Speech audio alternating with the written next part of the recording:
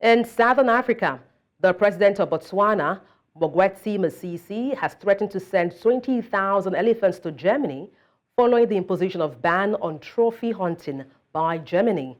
The import of trophy hunting for countries like Botswana and Namibia is significant to the economy as it brings earnings to the locals and also creates employment. Botswana is home to about 130,000 elephants, the largest in the world, followed by Zimbabwe. President Masisi said these species, when not attended to, can cause a great damage to property and also humans. Botswana has previously given its neighbor Angola about 8,000 in its efforts to bring down the population of elephants in the country.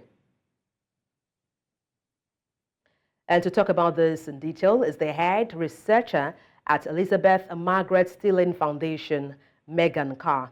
Good evening from here. Glad to have you join me. Hi, good evening. Now, what are the potential, implication of President Masisi's threat to send about 20,000 elephants to Germany? I don't think he's really going to send 20,000 elephants to Germany. He said that in a heated argument when Germany said it was unethical to trophy hunt elephants. And because there's a rising number of countries in the West that are changing their policies towards the import of trophy hunting, I think President Masisi is very frustrated. But then how does the president, that's Masisi, view trophy hunting and also the impact it has on elephant population in Botswana?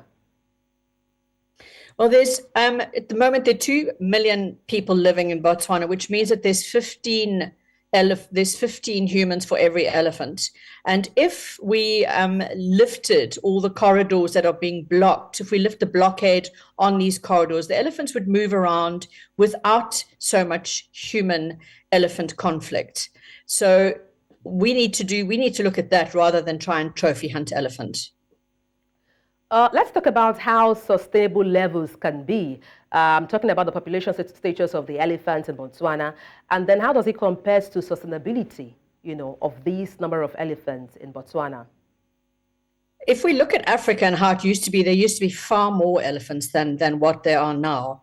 And as I've just said, if we were able to lift all the fences that are blocking the elephants, they'd be able to move around Africa towards their water and their food more easily, and we could find ways to live harmoniously with them. Trophy hunting is not going to stop elephants in Africa. But then, talking about humans, is there a threat, to humans there, looking as though we're competing for space in that area?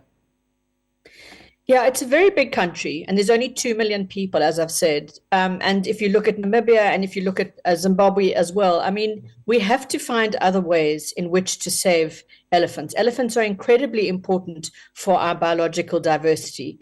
Africa's facing enormous challenges with climate change, the sixth mass extinction. We should be finding other ways to make space for elephants so that they can move around Africa more freely and not interrupt communities. Let me follow your line of thought about finding other ways to save elephants. What ways or measures would you recommend from your field of experience?